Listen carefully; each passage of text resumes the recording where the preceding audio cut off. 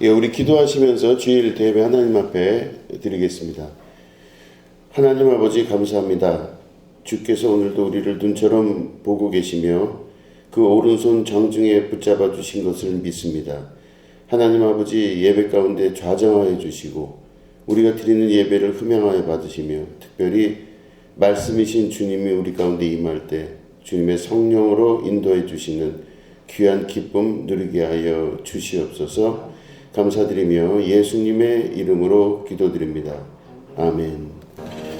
우리 하나님 말씀 함께 보시겠습니다. 요한복음 21장 1절부터 6절 말씀을 먼저 읽고 그 다음에 20장 30절 31절을 그 후에 읽도록 하겠습니다.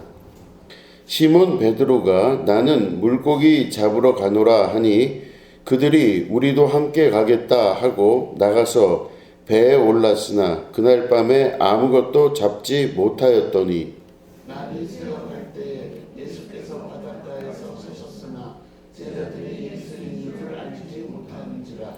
예수께서 이르시되 얘들아 너희에게 고기가 있느냐 대답하되 없나이다. 이르시되 그물을 배 오른편에 던지라. 그리하면 잡으리라 하시니 이에 던졌더니 그러나마다 그물을 들 수 없더라. 아멘. 그 다음에 요한복음 20장 30절 31절을 한 목소리로 읽겠습니다. 시작. 예수께서 제자들 앞에서 이 책에 기록되지 아니한 다른 표적도 많이 행하셨으나 오직 이것을 기록함은 너희로 예수께서 하나님의 아들 그리스도이심을 믿게 하려 함이요 또 너희로 믿고 그 이름을 힘입어 생명을 얻게 하려 함이니라. 아멘. 오늘은 몸된 교회를 향하여 라는 제목 가지고 함께 말씀을 나누도록 하겠습니다.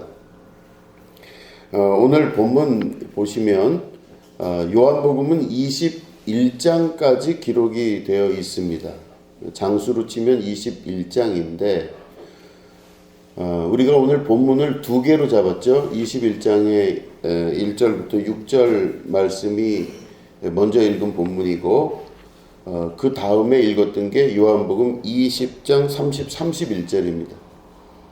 이게 이렇게 읽은 이유는 요한복음은 실제로 20장까지 기록된 것으로 추정합니다. 그래서 요한복음은 20장까지 기록이 되어서 있었는데 21장을 그 후에 추가로 첨부를 했다 이렇게 볼 수가 있습니다. 신학자들마다 조금씩 이야기하는 바는 조금씩 다르지만 전반적인 그 주장은 21장은 새로 추가하여 적은 것이다 이렇게 볼 수 있습니다. 우리가 지금 20장 30절 31절을 읽으셨죠? 여기 보면은 제가 다시 한번 이제 31절을 읽어보겠습니다. 20장. 오직 이것을 기록하면 너희로 예수께서 하나님의 아들 그리스도이심을 믿게 하려 함이요 또 너희로 믿고 그 이름을 힘입어 생명을 얻게 하려 함이니라. 아멘. 여기 보면 말씀이 이렇게 해서 딱 끝납니다. 그러니까 예수님의 사역에 관한 모든 역사가 요한복음 20장 31절로 딱 마무리가 됩니다. 그런데 21장은 그 후에 다시 또 기록을 해요.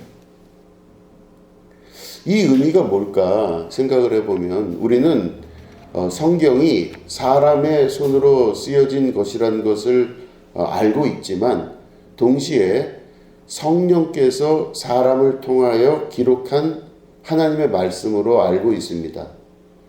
그렇기 때문에 21장을 다시 끝난 20장까지 놔두지 않고 21장을 기록한 이유가 뭘까?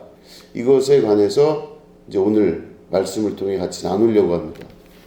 지금 3주에 걸쳐서 예수님 부활 이후에 부활체로 나타나신 예수님, 그 예수님이 제자들에게 나타나시고 그 이후에 역사가 진행되는 것들에 관해서 지금 말씀을 나누고 있습니다.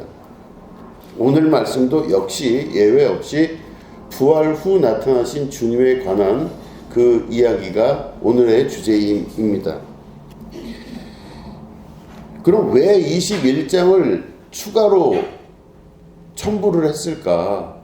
이게 보면 21장의 내용을 보면 제자들이 예수님 부활 사건 이후에, 십자가 사건 이후에 부활하시고 나서 제자들이 자기 고향으로 돌아간 것으로 기록되어 있습니다. 그래서 그들 중 대부분이 어부였기 때문에 제자들이 대부분 다시 물고기를 잡으러 나갔다, 이렇게 21장을 시작하고 있습니다.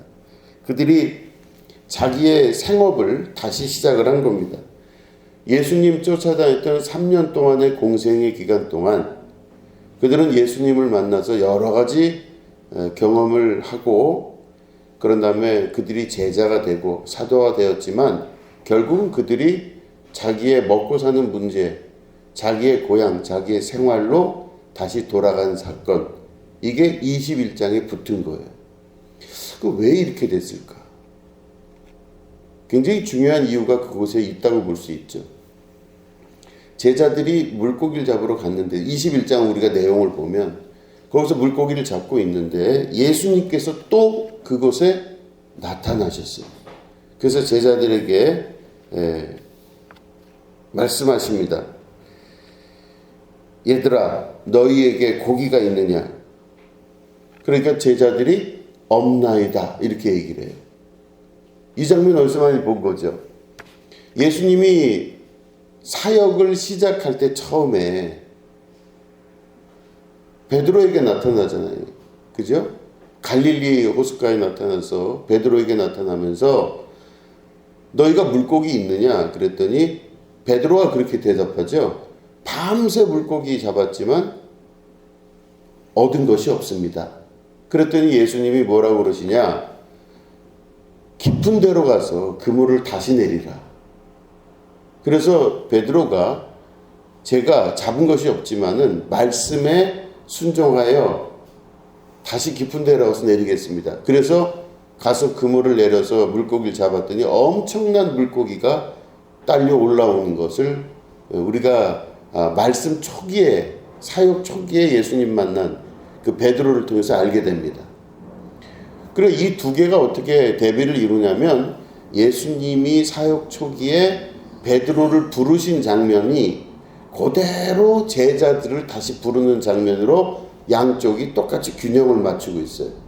그러니까 다시 말해 처음에 예수님을 전혀 몰랐던 베드로와 제자들이 예수님을 처음에 만났을 때 예수님 말씀 순종하고 물고기를 낚는 장면이 나온다면 21장에 첨부가 된 내용은 부활 후에 예수님 십자가 달려 죽으신 이후에 제자들이 자기네 집으로 돌아가서 거기서 물고기 낚는 자기 생활로 돌아갔을 때 그곳에 다시 예수님 나타나셔요. 그러니까 똑같이 먹을 게 있냐 물어보세요. 물고기 있냐? 그러니까 또 역시 똑같이 없습니다. 그래요. 그럴 때 다시 가서 물고기를 낚으라 하니까 이 사람들이 가서 그물을 내려서 걷어봤더니 어마어마한 양의 물고기가 잡혔다 하는 똑같은 내용이 양쪽에 나옵니다. 처음도 똑같고 마지막도 똑같아요. 이게 무슨 의미를 말하냐면 사람이 살아가는 이 순환 구조가 비슷하다는 것입니다. 예수님을 처음에 만나서 예수님과 함께 그 신비한 세계를 경험하고 사역을 함께 하다가 다 뿔뿔이 흩어져서 자기의 삶으로 돌아간 이후에 예수님이 그들에게 다시 나타나서 다시 시작하는 그 역사를 말하는 것이죠. 근데 이게 곧 무엇이냐? 이게 곧 교회를 말하고 있는 것입니다. 교회는 곧 흩어진 자들을 다시 모으는 것이고 자기의 생활로 돌아간 자들이 다시 돌아와서 하나님의 거룩한 일들을 신비로움을 체험하는 곳, 이게 곧 교회이다 라는 것을 말씀하고 있는 것입니다. 20장까지 만약에 요한복음이 맞춰졌다면 예수님은 부활하시고 그냥 끝난 거예요. 하늘로 올라가셔서 승천하시고 딱 끝나버려요. 그런데 요한복음 21장이 거기 다시 첨부가 되면서 이제는 하늘나라의 이야기도 있지만 이 땅에서 어떻게 살아가는 것에 관한 이야기가 첨부가 된 것이죠. 그 이야기는 뭡니까? 곧 교회의 이야기가 되는 것입니다. 교회는 예수님의 부르심, 그리고 예수님 만난 이후에 그 삶의 변화를 경험하면서 계속적으로, 순환적으로 우리의 삶이 어떻게 변화되어 나가는 것인가를 말씀하는 곳이 곧 교회라고 볼 수 있는 것입니다. 자, 근데 그 중에 조금 더 깊이 있게 들어가면 똑같이 그 장면이 나오죠. 처음에도 예수님 만난 제자들이 물고기를 잡았고 21장에도 부활하신 주님이 나타나셔서 물고기를 또 잡고 하는 이 장면이 나옵니다. 그런데 두 군데가 다 똑같이 나오는 게 예수님 처음 만난 베드로도 물고기를 잡질 못했어요. 밤새 낚았지만 물고기를 못 잡았습니다. 그런데 요한복음에 보니까 또 너희들에게 물고기가 있냐 그랬더니 없습니다 그랬어요. 그러니까 못 잡은 거예요. 물고기를 밤새 잡았지만 못 잡은 거예요. 똑같습니다. 근데 예수님이 말씀하시니까 그 말씀 듣고 이 사람들이 다 나가서 물고기를 잡았는데 다시 잡았더니 엄청나게 많은 물고기가 잡히게 된 거죠. 이 말씀이 의미하는 바는 세상이 돌아가는 이치가 우리가 생각하는 이치처럼 돌아가지 않는다는 것입니다. 베드로도 또 베드로의 또 다른 동료들, 어부, 예수님의 제자 이 사람들도 다 전문가들이죠. 그래서 세상이 돌아가는 이치를 이해하는 것처럼 이 어부들이 물고기를 잡는 이치를 이해하는 겁니다. 야, 이렇게 하면 돈을 벌고, 그죠? 이 돈을 벌고 부자가 되고 하는 그 기준, 그 세계를 아는 것입니다. 이 사람들은. 왜냐하면 자기 직업이기 때문에. 그런데 이 세상이 자기들 아는 상식대로 돌아가면 예수님이 무슨 말씀하시든 그 말씀을 들을 필요는 없을 거예요. 그런데 예수님이 굳이 제자들에게 말씀하셔서 다시 가서 물고기를 낚으라 할 때 이 기적과 이적을 체험하게 하신 이유는 세상의 이치가 우리들 머릿속에 있는 경험과 상식으로 이루어지지 않는다는 것을 말하는 것입니다.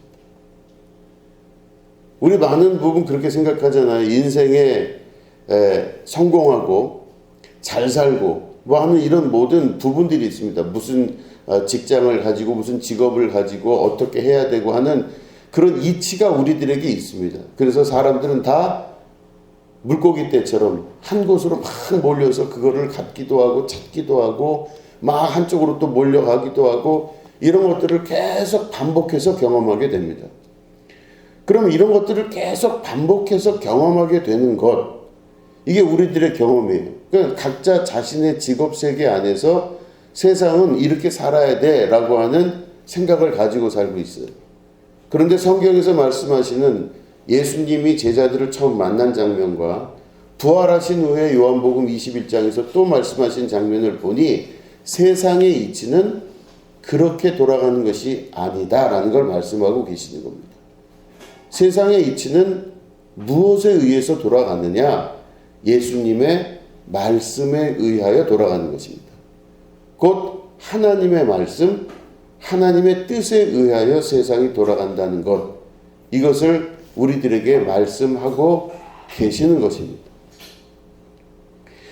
저는 많은 사람들을 이제 만나기도 하고 이제 경험을 하잖아요.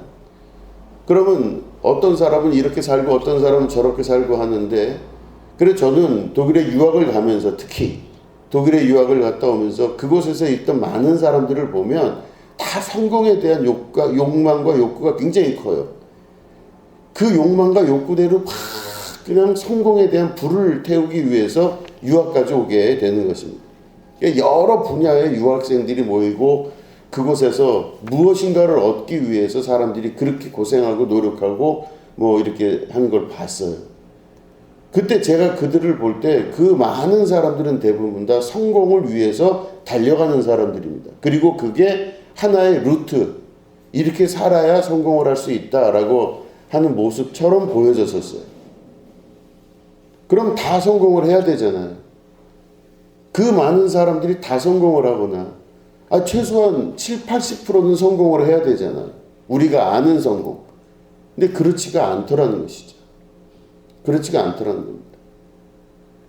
세상의 모든 구조가 다 우리가 알고 있는 그런 루트, 그런 생각, 그런 방식대로 성공을 추구하고 있지만 그 방식대로 성공이 이루어지게 되는 것은 아니라고 하는 것입니다.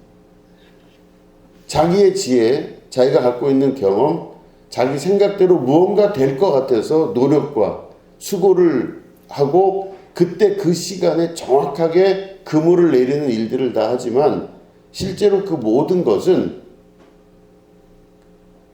우리의 경험과 생각과 뜻에 의해 되는 것이 아니라 예수님의 말씀, 예수님에 의해, 그러니까 하나님의 뜻에 의하여 움직인다는 것을 빨리 깨달아 알 수 있도록 아는 것. 이게 바로 교회에서 말씀을 통해 깨달아 알 수 있는 내용들인 것입니다. 베드로가 자기가 그렇게 경험을 하고 물고기를 잡았다 할지라도 베드로도 역시 실패를 한 거죠. 그때 예수님의 말씀을 듣고 나가서 잡아봤더니 그때는 이론적인 기초도 없습니다. 아무런 근거도 없는데 예수님의 말씀에 순종해서 나가서 봤더니 그물이 가득 차는 그런 경험을 하게 되는 것이죠. 곧 세상의 모든 이치는 하나님의 뜻에 의하여 움직인다는 것. 이것을 우리에게 말씀하고자 하는 그 뜻입니다. 그런데 그 뜻이 세상의 모든 이치는 다 하나님의 뜻과 의지에 의하여 움직인다는 것을 우리에게 말씀하시는데 그게 어디를 통해서 말씀하시냐? 첨부되어진, 덧붙여진 요한복음 21장은 곧 교회에 관한 이야기라 말씀드렸죠. 이 세상에 남아있는 우리들에게 21장이, 요한복음 21장이 주는 의미가 굉장히 크다는 것입니다. 그러면 우리는 어떤 교회를 통해서 어떤 것을 알 수 있어야 되느냐? 바로 세상에 돌아가는 이치가 내 생각과 경험과 뜻대로 되는 것이 아니라 하나님의 뜻에 의하여 움직인다는 걸 알고 우리는 내 경험의 소리를 듣는 것이 아니라 하나님의 말씀, 곧 예수님의 말씀을 귀 기울여 들을 수 있는 신앙의 자세가 돼야 된다는 것입니다. 이게 바로 요한복음 21장에서 말씀하시는 똑같은 구조의 말씀의 의미라고 볼 수가 있는 것입니다. 요한복음 21장이 그래서 제자들을 그렇게 똑같이 대비된 쪽으로 처음에 예수님을 만난 베드로와 그 다음에 부활 후에 예수님을 만난 제자들을 대비시켜서 말씀을 하는 거가 이렇게 기록이 되어 있는데 이 역사는 또한 두 번째 무슨 의미를 갖고 있느냐? 예수님을 만나 자기의 생활의 신비를 경험하는 것을 말씀하고 있습니다. 정해진 틀대로 세상이 이루어지는 것이라면 거기는 신비가 없습니다. 다시 말해 기적이라는 단어가 사용될 수가 없는 것입니다. 우리가 생각한 대로 그 공식대로 그 틀대로 그대로 진행된다면 세상의 이치가 그다지 신비로울 게 없습니다. 그런데 예수님을 만나면 그리고 그 예수님의 말씀을 듣고 살아간다면 어떤 일이 벌어지느냐? 바로 신비로운 일을 경험하게 되는 것입니다. 그 말은 우리가 예상했던 것이 되는 것이 아니라 우리가 예상했던 대로 되는 것이 아니라 곧 예수님의 뜻에 의하여 모든 것이 이루어지게 되는 것, 말씀에 의하여 이루어지게 되는 것을 경험하게 되는 것입니다. 제자들은 자기들의 습관과 생각대로 물고기를 잡았으나 예수님은 그들의 습관대로 물고기 잡는 것이 아닌 것을 가르쳐 주셨습니다. 그러니까 우리가 생각하고 말하고 하는 대부분의 것들이 그렇게 될 줄 알고 우린 그렇게 생각하고 살고 있지만 우리의 뜻대로 되지 않고 예수님의 말씀대로 되는 것을 가르쳐 주시는 것입니다.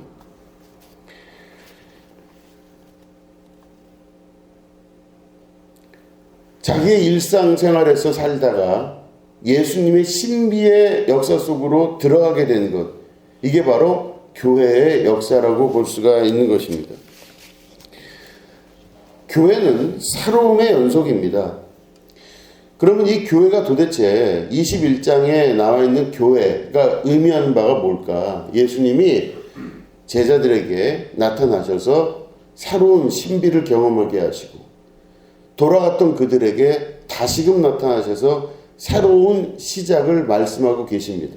이제 말씀드린 대로 베드로가 예수님을 만났어요. 베드로뿐만 아니라 세베대의 두 아들도, 그리고 이 제자들이 예수님을 맨 처음에 만나고 나서 그 갈릴리 호숫가에서 예수님 만난 다음에 공생애를 3년 동안 같이 했잖아요. 3년을 예수님 쫓아다니면서 공생애합니다. 그래서 예수님을 왕으로 추대하고 예수님이 왕이 될 것으로 믿었던 제자들, 그 자기들의 생각은 예수님이 왕이 되는 거였었어요. 그래서 3년 동안을 계속 쫓아다니면서 공생애하고 여러 가지 일을 겪습니다. 그래서 이들이 주님을 따르겠습니다. 내가 주를 위해 희생하겠습니다. 내가 주님을 위해 헌신하겠습니다. 이렇게 예수님을 쫓아다니면서 쭉 그 생활을 하다가 십자가에 달려 죽으신 이후에 그들이 다 두려운 마음에 고향으로 돌아갔지. 그럼 모든 게 끝난 겁니다. 고향으로 돌아갔다는 뜻은 더 이상 자기의 역사가 이제는 예수님과 함께하지 않는다는 뜻이에요. 아유, 나는 그냥 3년 동안 좋은 분 만나서 좋은 얘기 듣고 신비한 경험 잘 했지만, 이제는 그런 거 저런 거 다 필요 없다. 다시 내 자리로 돌아가서 그저 먹는 대로 먹고 사는 대로 살아야지. 이런 생각으로 자기 고향으로 돌아가는 것이죠. 그러면 3년 동안 예수님 쫓아다닌 그 사건이 아무런 의미가 없는 사건인데 그냥 끝난 겁니다. 자기의 생활로 돌아간 거예요. 그런데 돌아간 그들에게 예수님이 나타나셔서 똑같이 처음에 그들을 만났을 때의 모습과 똑같은 모습으로 그물을 깊은 데로 내리라 하는 이 말씀하고 그 기적을 체험하게 하신 이후에 이들을 통해서 새로운 공생애를 다시 시작하게 만드십니다.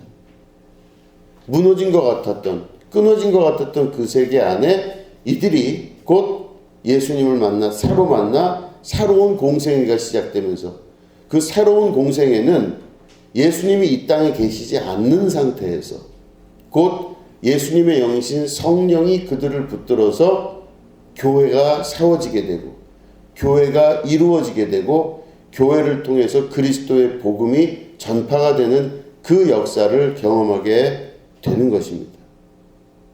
그러니까 다시 말해 요한복음 21장의 첨부된 의미는 새로운 교회의 시작임과 동시에 새로운 예수님의 공생애의 시작이라고 볼 수가 있는 것입니다.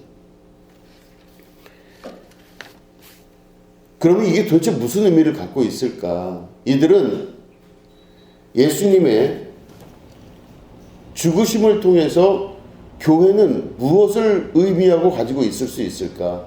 그러니까 저는 이걸 보면서 그런 생각을 했습니다. 이 사람들이 말씀드린 대로 예수님 처음 만났을 때, 이 제자들이 예수님 처음 만났을 때, 예수님을 만났을 때 이 사람들은 예수님이 왕이 될 걸로 생각했다 그랬잖아요. 왕이 될 줄 알았어요. 그리고 왕이 되면, 우리도 이제 대통령 선거 얼마 있으면 하죠. 그죠? 물론 왕하고 대통령하고는 좀 다르지만 왕이 될 걸로 생각했습니다. 그래서 왕이 되면 자기들이 한 자리 할 줄로 생각이 드는 거예요. 그래서 왕이 되기를 바라고 예수님 옆에서 충성맹세, 충성서약을 막 하면서 예수님을 막 쫓아다녀요. 그러니까 눈에 보이는 자리를 이 사람들이 본 것이죠. 예수님을 열심히 쫓아다녔어요. 그런데 그들이 그렇게 예수님을 쫓아다니다가 예수님이 십자가에 달려 죽게 됩니다. 그럼 이 사람들이 지금까지 예수님 쫓아갔던 이 사람들의 마음에서 자기들이 상상했던 그 왕이 되시는 예수님에 대한 상상이 다 무너지게 돼요. 야, 이제는 왕은커녕 예수님 십자가 달려 죽으신 이후에 우리들도 죽을 수 있겠구나 하는 두려움에 떨게 됩니다. 자기들이 생각했던 예수님이 왕되고 누구는 무슨 장관 돼서 그 정권을 유지할 것 같았던 그런 모든 상상들이 전부 다 완벽하게 무너지게 됩니다. 그러니까 이들은 자기들이 갖고 있었던 상상, 이상들이 완벽하게 무너진 것을 경험하게 되고 각자 숨어 있다가 자기 자리로 돌아가서 자기 일을 하고 그저 내가 할 일은 이거다라고 생각하고 사는 거죠. 그런데 요한복음 25장 이후에 보면 이들이 어떤 변화를 겪게 되느냐, 자기들이 갖고 있었던 자기들의 상상, 다시 말해 자기들이 예수님이 왕이 되면 나는 무슨 장관하고 무슨 자리를 가지고 했던 그 모든 게 다 무너졌는데, 예수님, 부활하신 예수님 만난 이후에 이들이 역사를 이루게 됩니다. 이들은 교회를 통해서 그 단순한 이스라엘의 왕으로 오신 예수님이 아니라 온 우주 가운데 영광의 왕이 되시는 예수님을 경험하게 됩니다. 온 우주와 천하만물의 모든 것들 중에 가장 높은 이름을 가지신 예수님을 알게 되고, 그들이 곧 단순한 이스라엘의 왕이 아닌 우주적 예수님을 만나면서 그들이 곧 그 모든 것을 이루는 근본적인 시작이 교회란 것을 발견하게 됩니다. 다시 말해 자기들이 생각했던 예수님에서 벗어나서 자기들의 생각이 완전히 무너지고 우주적인 예수님으로 그들의 머릿속에 모든 것들이 다 바뀌게 됩니다. 단순히 이스라엘의 왕이 아니라 온 우주 가운데 왕이 되시고 모든 것의 주인 되시는 예수님을 경험하게 되는 것입니다. 결국엔 그들의 머릿속에 있었던 자기들의 생각이 무너지게 되는 것을 경험하게 되었다는 뜻입니다.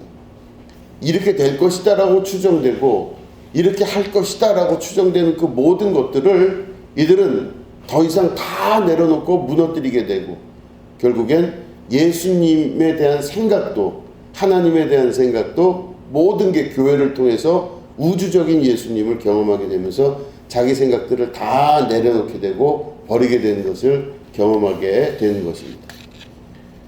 그런데 이 말씀이 왜 이렇게 중요하냐 보면, 부활하신 주님이 나타난 이 사건은, 요한복음 21장에 나타나는 이 사건의 중요성은 우리들에게도 똑같은 역사가 계속 일어나게 된다는 것입니다.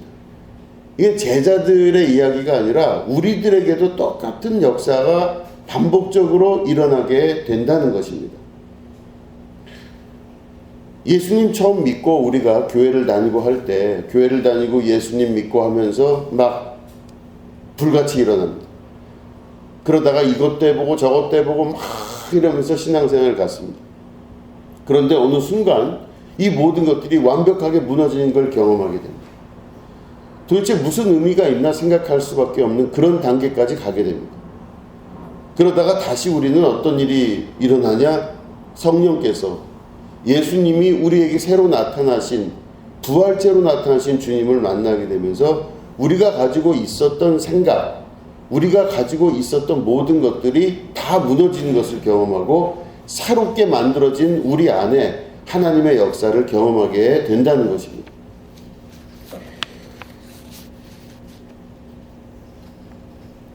그래서 교회를 한마디로 얘기하면 뭐라고 말할 수 있느냐? 교회는 죽음을 경험하는 것입니다. 죽음을 경험하는 것입니다. 교회는 죽음을 경험함으로 말미암아 내가 완전히 내 머릿속에서 상상하고 생각했던 모든 게 다 무너지는 것을 경험하는 곳, 이게 바로 교회가 되는 것입니다. 그래서 우리가 가지고 있는 수많은 생각과 틀과 방법, 이런 것들이 온전히 무너지게 돼요. 그리고 나서 하나님의 역사가 그때부터 시작되는 것을 경험하게 되는 것입니다. 자, 우리 생각을 해보시면 예수님의 제자들이 예수님과 함께 다닐 때 기분이 너무 좋았을 거예요. 예수님이 기적도 일으키시고 오병이어의 기적 막 일으킬 때는요, 예수님이 정말 엄청나신 분이라는 걸 사람들이 그때 막 발견했을 겁니다. 이야, 우리 예수님 대단하다. 그리고 우리 예수님 주변으로 엄청나게 많은 사람들이 정말 벌떼와 같이 모여드는 것을 봤을 때 제자들이 얼마나 행복했을까요? 제자들이 너무너무 행복했을 거예요. 그들은 자기들이 이제는 이 예수님의 엄청난 힘을 통해서 자기들도 자기 자리를 잡고 이야 이제는 잘 되는구나 하는 것들을 경험하게 되었을 것입니다.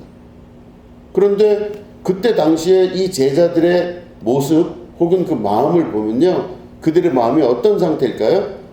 상승되는 상태입니다. 쭉 올라가는 거예요. 모든 일이 다 잘 되는 듯한 느낌이 들 때입니다. 싹 위로 올라가요. 그래서 그들이 너무너무 행복하고 기쁘고 추진력 있는 그 모습을 가지고 있었을 거예요. 그러니까 그들끼리 막 서로 경쟁도 합니다. 그리고 서로 질투도 하고 예수님 옆에 누가 있게 되느냐 이런 거 갖고 다투기도 하죠.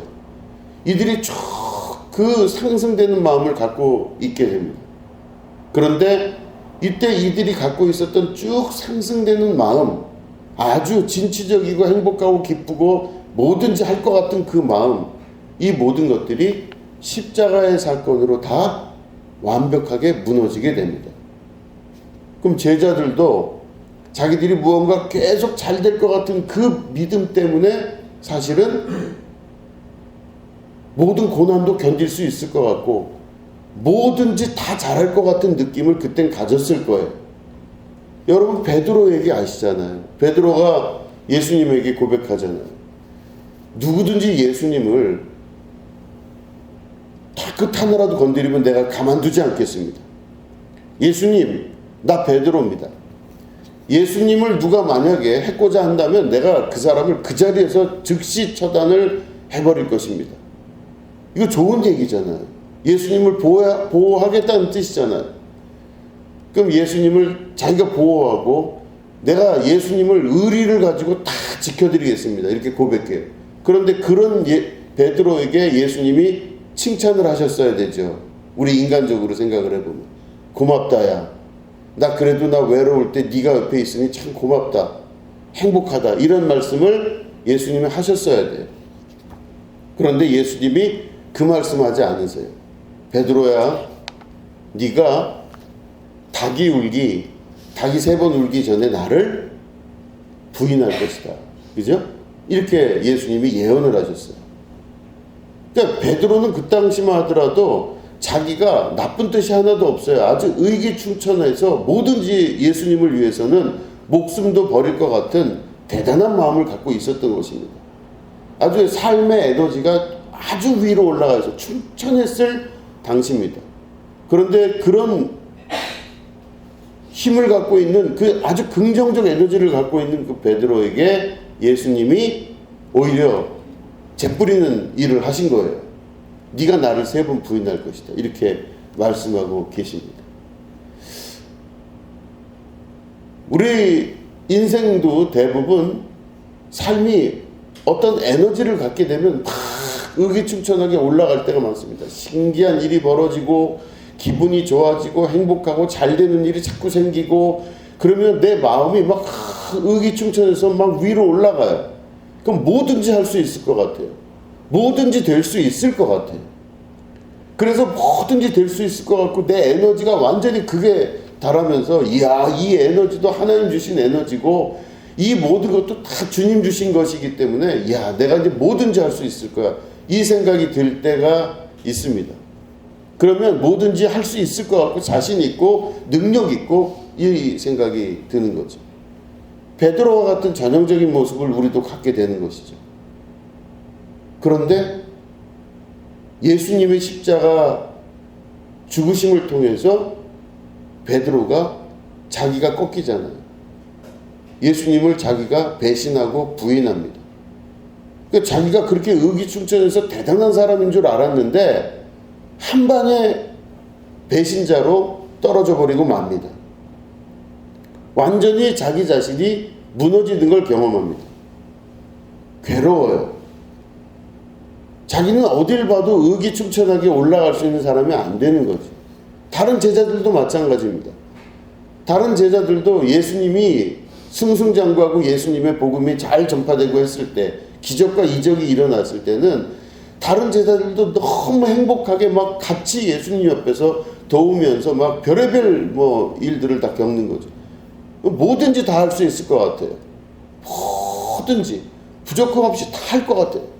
그런데 예수님 십자가 달려 죽으시고 난 이후에는 이 사람들이 다 맥이 빠지고 힘이 다 빠지고 완전히 무너진 상태에서 이제는 아무것도 할 수 없구나 스스로 느끼고 완전한 무력감을 느낀 상태에서 그들이 아무런 감정도 없이 아무런 생각도 없이 다 자기의 고향으로 돌아갑니다.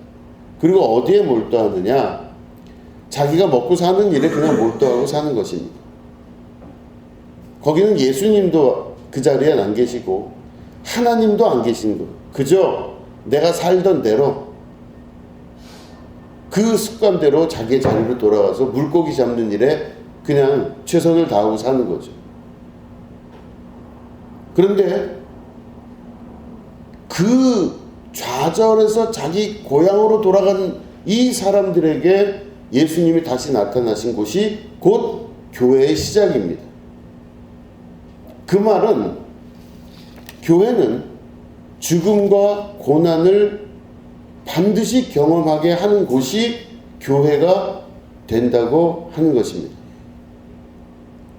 의기충천한 곳이 교회가 아니라 완벽한 자기 포기를 경험하게 되는 곳이 곧 교회라는 것을 말하는 것입니다.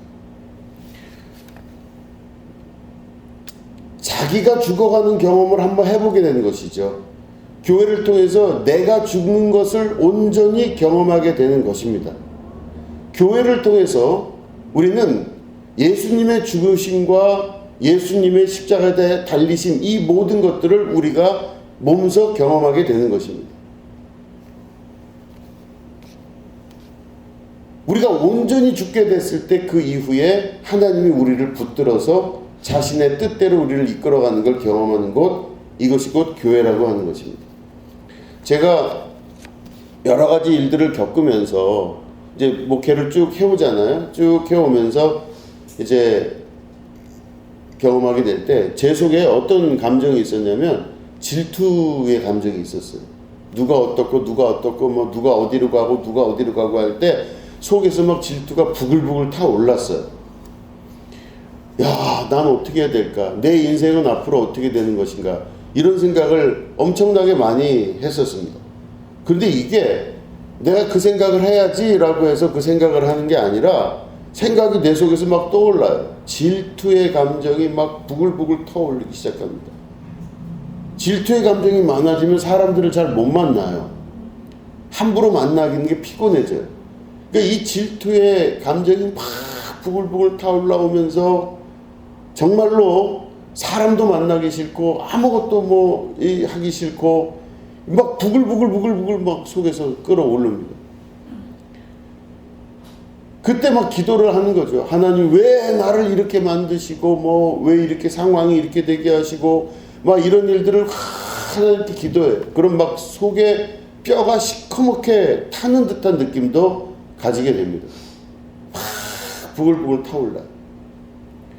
막 이게 타올라오면서 막 못 견디게 되는 괴로움들이 막 생겨요. 그런데 그렇다고 그래서 뭐 주변의 모든 것들이 또 다 뭐 협력하고 이런 것도 아니에요. 정말 사람이 한번 그 감정에 휩싸이기 시작하면 정말 나락으로 떨어지는 게 순식간이라는 것을 경험하게 되었습니다. 막 나락으로 떨어져. 그런데 신기한 일이 벌어집니다. 정말 이게 끝이다 생각했는데 더 끝으로 내려가요. 이쯤이면 끝이다 생각했는데 더 끝으로 내려가요. 그러면 나는 내가 이 정도면 끝이겠죠? 하나님? 그랬는데 아니요. 더 끝으로 내려가요. 계속 내려가요. 근데 어느 날 내가 생각할 때 아 이런 건 그냥 끝이다 이런 말 하면 안 되겠구나 하는 그 순간 완전히 바닥으로 가서 이제는 완전히 끝이 됐어요. 끝이 되고 나서 감정이 어떻게 변하냐면요. 아무런 문제가 없어져요. 내가 무엇 때문에 질투하며 무엇 때문에 고통을 받아야 되는지 아무런 생각이 안 들어요. 그 순간에. 이걸 제가 굳이 표현하자면 어떤 감정이냐면, 이렇게 큰 아궁이가 있습니다. 아궁이에다가 뗄나무를 계속 떼잖아요. 그러면 계속 나무를 갖다 대면 불이 계속 나는 거죠. 그냥 나무를 계속 갖다 대면 불이 나요. 그러면 질투의 불이 막 타오를 때요, 나무를 계속 제가 갖다 대는 거예요. 뭔가 있는 거죠. 뗄 나무가 있는 거예요. 다 갖다 대요. 팍 타올라요. 그런데 어느 순간 완전히 바닥까지 갔다고 생각한 그 순간이 오면 뗄 나무가 없어져요. 이제 더 이상 뗄 나무가 없어지는 순간이 경험이 돼요. 그러면 뗄 나무가 없어지면 어떻게 돼요? 불이 꺼지게 되죠. 그러니까 불이 꺼지는 걸 내가 보는 거예요. 더 이상 뗄 나무, 갖다 댈 나무가 없을 정도로 불이 다 꺼지고 나면요, 그 이후는 질투의 감정이 사라지게 돼요. 질투의 감정이 사라져요. 저는 제 인생에서 그런 경험이 있을 수 있을까 하는 생각을 했습니다. 그런데 그런 경험을 하고 나니, 이게 진짜 교회이구나, 이런 생각을 그때 하게 됐어요. 더 이상 질투의 감정이 안 생겨요. 그러면 어떤 일이 벌어집니까? 사람들을 만나거나 할 때 아무런 부담이 없어져요. 아무런 감정적 걸림이 없어요. 그냥 만나는 것뿐이에요. 그럴 때 이 뗄나무가 없어지는 그 상황을 뭐라고 이야기하느냐? 곧 내가 십자가에 죽은 걸 경험하게 된다고 볼 수 있는 것입니다. 우리 인간의 내면 안에는 수많은 욕망들이 부글부글 끓어오르고 있습니다. 인생에 대한 수많은 자기 연민, 자기에 대한 애착이 부글부글 타오르고 있어요. 수많은 것들이 우리 속에서 부글부글 타올라오면서 어떤 때는 질투를 느끼고, 어떤 때는 외로움을 느끼고, 어떤 때는 또 다른 고통들을 느껴가면서 계속 그것들을 내 속에서 불을 태우는 걸 경험하게 됩니다. 근데 이게 막 부글부글 타오를 때 내 속에서 왜 이게 부글부글 타오를까 생각을 해보면 내가 아직 끝을 보지 않았기 때문에 그런 겁니다. 그런데 희한한 일은 세상은요, 교회가 아닌 세상은 내가 뗄 나무를 계속 공급해 줍니다. 끊임없이 세상에서는 내가 절대로 불이 꺼지지 않도록 내 속에 계속해서 뗄 나무들을 제공해줘요. 세상에서 들은 이야기, 세상에서의 사람들 관계, 세상에서 보는 TV에서 보여지는 모든 것들, 다 모든 것들이 내 땔감들이거든요. 그러니까 이게 꺼지질 않아요. 근데 어느 날 내가 이게 완전히 다 더 이상 땔감도 없고 아무것도 없다고 느낀 그 순간 내 안에 곧 내가 죽음을 경험하게 되는 것입니다. 그때쯤 되면 모든 게 다 내려놓으면 되고 이제는 물이 흐르듯이 하나님의 뜻이 내 안에서 이루어지게 되는 것을 그저 바라보며 소망하며 사는 사람이 될 때 그때부터 하나님의 역사가 시작되고 이게 만약에 제자들로 치면 어떤 상태냐? 제자들은요, 예수님 처음에 만나서 기적을 체험하고 예수님의 역사를 경험하고 할 때 이 제자들은요, 결국엔 예수님과 함께한 그 공생애는요, 자기 욕망, 자기 열망에 관련된 공생애였습니다. 그렇기 때문에 예수님의 제자들은요, 기록된, 복음서에 기록되어진 예수님의 제자들은요, 정말 자기 욕망, 자기 열망만 부글부글 타올랐던 질투, 시기, 이기심들이 바글바글 타올랐던 그 모습들이었던 것입니다. 그런데 그때쯤 되면 사람이 쓸모가 없는 거예요. 그런 제자들은 쓸모가 어차피 없어요. 자기가 자기 욕망으로 불타고 있는 사람들, 자기 욕망의 불이 꺼져 본 적이 없는 사람들이 하나님으로부터 무슨 쓰임을 받을 수 있으며 예수님의 제자가 진짜 될 수 있는가? 아니라고 하는 것입니다. 그러니까 교회는 그 제자들이 완전한 자기 죽음을 경험하게 됐을 때부터 그들을 사용하시는 하나님을 만나게 된다는 것입니다. 여러분들도 다 각자 자기 안에 있는 땔감들이 있으실 거예요. 여러분들 마음에 참고 가득 쌓아놓은 수많은 땔감들이 있습니다. 먹고 살기도 바쁘고 논과 밭에 나가서 할 일도 많고 소도 사야 하고 장가도 가야 하고 이 수많은 일상의 눈에 보이는 사건들과 그거에 얽매여서 수많은 감정들이 일어나고 그 일어난 감정들이 내 기본적인 욕망에 의해서 일어났는데 그거를 계속 불태워가면서 거기에서 싸워서 이기고 지키려고 하는 그 과정들, 또 그렇게 사는 게 맞다고 여기는, 이렇게 생각하는 우리들의 인생과 삶이 다 있는데 하나님의 나라에서는 택함받은 자들은 이 욕망의 불이 꺼지게 되는 걸 경험하게 됩니다. 내 속에 모든 걸 다 포기하고 내려놓음이 이루어지게 되는 것을 경험합니다. 근데 그게 교회를 통해서 이루어지게 돼요. 교회를 통해서 그리스도의 거룩하신 뜻과 그 경험이 이루어지는 걸 경험하게 됩니다. 그렇게 되면 어떤 일이 벌어지느냐? 이제는 욕망에 의하여 공생애를 하는 자가 아니라 내 욕망이 없어지고 성령의 뜻에 의하여 움직여지는 사람으로 제자들의 모습이 바뀐 것처럼 내 안에 있는 모든 욕망이 다 끊어진 이후에 성령이 나를 붙들어서 이끌어 가시는 것을 경험하는 진짜 신앙인으로 거듭나게 되는 것입니다. 그러니까 진짜 신앙인은 어떤 사람이에요? 진짜 신앙생활 잘하는 건 어떤 사람들입니까? 자기가 이 십자가의 고난과 죽음을 통과한 자들이죠. 십자가의 고난은 뭡니까? 나 자신이 온전히 더 이상 땔감이 없을 정도로 고난과 고초를 당하여 그 시기를 다 지나고 나면 모든 게 다 힘이 빠진 상태에서 주님의 이끌어 가심을 경험하는 자로 다시 태어나는 것입니다.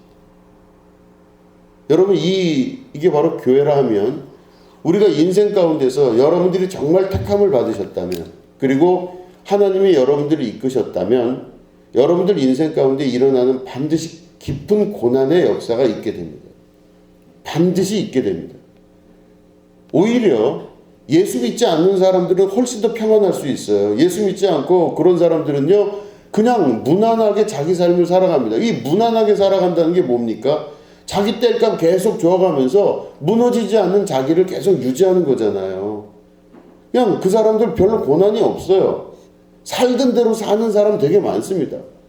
고난과 의문이 없는 사람들이 계속 잘 옆에 살고 있을 때 예수 믿어서 진짜 예수 믿고 진짜 교회 다니고 진짜 신앙생활을 하는 사람들은 하나님께서 그들을 가만두질 않으세요. 선택된 사람들에게는 바로 그 안에 있는 땔감을 다 없애버려서 더 이상 탈 게 없을 정도로 완벽하게 만들어 놓으신 다음에 그들에게 성령이 임하여서 임한 성령의 역사를 통해서 그들을 통해서 하나님 크신 열매 거두시고, 또한 우리를 사용하셔서 역사하신 하나님은 그만큼 갚아주시는 은혜, 책임져 주시는 은혜들을 경험하게 되는 것입니다. 내 의지로 사는 것이 아니라 주님 뜻 따라 사는 것이라는 걸 교회를 통해 배우게 되는 것입니다. 세상 사람들은 안 그래요. 다 자기 뜻대로 살아요. 자기가 아주 확실히 강하고 자기 뜻 따라 충분히 사는 사람들이지만 예수 믿는 사람들은 그렇게 되지가 않아요. 제자들이 그 고난 통해서 자기 자리로 돌아간 이 제자들에게 새로운 공생애를 다시 시작하게 하신 거룩하신 주님의 역사가 오늘 여러분들에게 함께 하실 줄로 믿습니다. 참 힘들고 어려운 우리 앞에 눈에 보여지는, 그러니까 이 힘들고 어려운 게 물리적으로 눈앞에 보여지는 것도 있지만 이 마음이 너무 힘든 거예요. 뭐 이렇게 나는 마음이 힘들고 괴롭고 고통스럽고 좌절이 많고 이런 일들이 자꾸 있을까? 왜 이렇게 자꾸 복잡한 일이 벌어지게 될까? 이거를 의문하지 마시고 의심하지 마시고 하나님 뜻인 줄 믿으시고 하나님께 온전히 자기를 맡기셔서 내 안에 있는 이 재료, 이 제목들이 다 완전히 다 불타서 없어질 수 있도록 하나님 빨리 끝내주십시오. 여러분, 이런 기도가 오히려 더 유용한 기도가 아닐까 생각이 듭니다. 하나님의 이끄심을 경험할 수 있는 것 얼마나 중요한지 모릅니다. 여러분, 성령이 여러분들을 붙드셔서 이끌어 가실 때 나는 하나 힘이 없어서 두 손 내려놓고 있지만 성령이 이끄심을 경험하게 되는 것은 내 머리로 살지 않고 내 느낌으로 살지 않아도 주께서 말씀하셔서 깊은 곳에 가서 그물 내리니 그물에 물고기가 많이 잡힌 역사와 똑같은 역사인 것입니다. 이 세상의 이치는 내 경험과 생각과 지혜와 지식이 아니라 하나님의 지혜와 하나님의 능력에 의하여 이 세계가 움직입니다. 여러분 이 말씀을 믿으시고 하나님의 능력 가운데 여러분 들어가시게 되기를, 주님의 평안이 여러분들 안에 있게 되기를 주님의 이름으로 축원합니다. 기도하겠습니다. 하나님, 우리 예수님 말씀 통해서 우리가 다시 한번 십자가를 경험하는 자 되게 하여 주시옵소서. 요한복음 21장이 우리에게 시사하는 바가 무엇인지를 깨달아 알게 하시고, 요한복음 20장까지 끝내도 될 충분한 이유가 있었음에도 불구하고 21장을 첨가하신 이유를 다시 기억하게 하시고, 교회로서 우리 한 명 한 명이 큰 주님의 뜻을 따라 살아갈 줄 아는 축복의 자녀 되게 하여 주시옵소서. 십자가를 경험케 하여 주시옵소서. 감사드리며 예수님의 이름으로 기도드립니다. 아멘. 죽음을 생각하면 두려움이지만 믿는 자들에게는 그 모든 것이 과정인 줄로 믿습니다. 예수님이 죽으시고 끝난 것이 아니라 예수님께서 죽으시고 부활하셨듯이 우리에게 죽음은 아무것도 아니라는 것을 말씀하신 주님, 우리가 이 땅에 살아있는 동안 죽음을 경험케 하시고 나의 죽음이 곧 하나님의 역사의 시작인 것을 믿음으로 고백하게 하여 주시옵소서. 이 모든 어려움의 과정을 잘 이겨나가 승리하게 하여 주시고 하나님 주신 진정한 또는 신령한 은혜와 갚아주시는 은혜의 역사와 책임져 주시는 주님의 도우심의 역사를 경험케 하여 주시옵소서. 지금은 우리 구주 예수 그리스도의 은혜와 하나님 아버지의 지극하고 무궁하신 사랑과 성령님의 감화감동 축복 교통 역사하심이 오늘 예배 가운데 함께하는 주님의 거룩한 백성들 위에 지금부터 영원히 함께 하옵시기를 간절히 축원하옵나이다. 아멘.